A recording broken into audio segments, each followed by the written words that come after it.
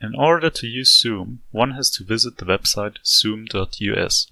Here they can create an account by clicking the Sign Up button in the top right corner.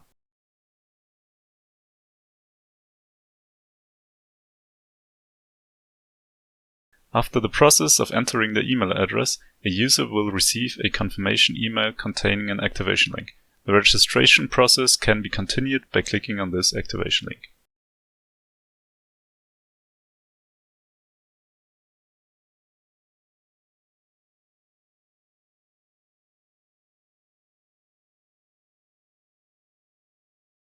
Upon the completion of the registration process, a user will be able to start a meeting by clicking the Start Meeting button in the top right corner. Here they will be able to share the screen by choosing the Screen Share Only option, which will prompt for the download of the Zoom client. After the download has been completed, the Zoom client can be installed by executing the downloaded installer.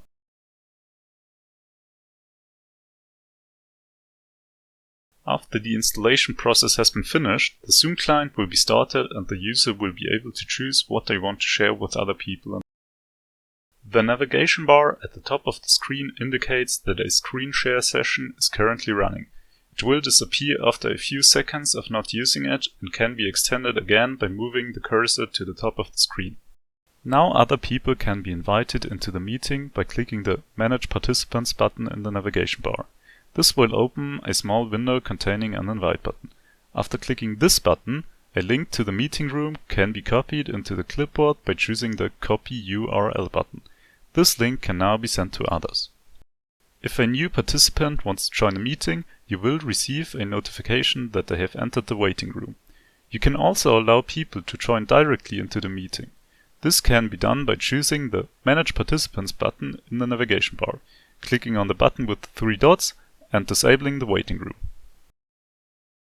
If you want to use the voice chat functionality, you can click on the Join Audio button in the navigation bar.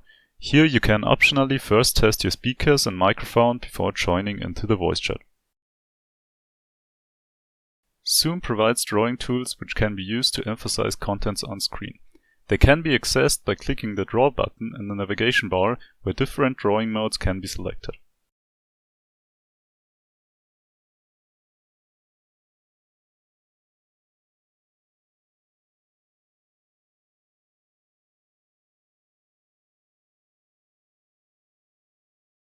If you want to remove your drawings again, you can use the Clear option in the navigation bar.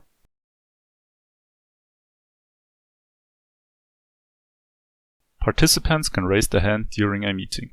This will display a notification in the upper right corner of your screen.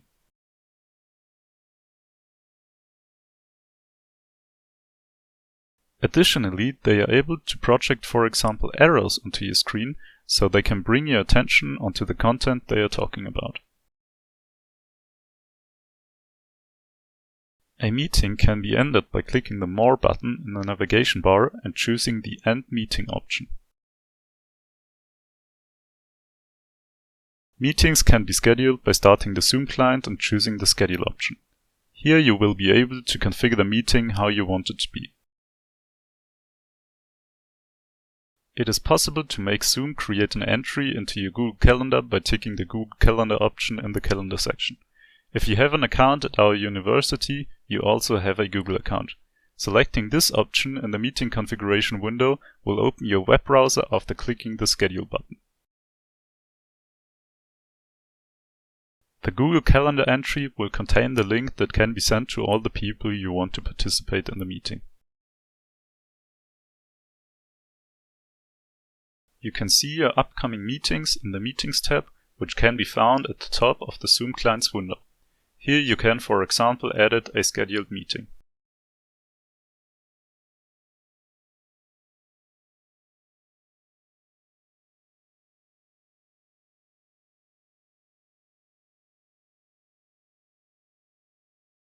Scheduled meetings can also be started from this view.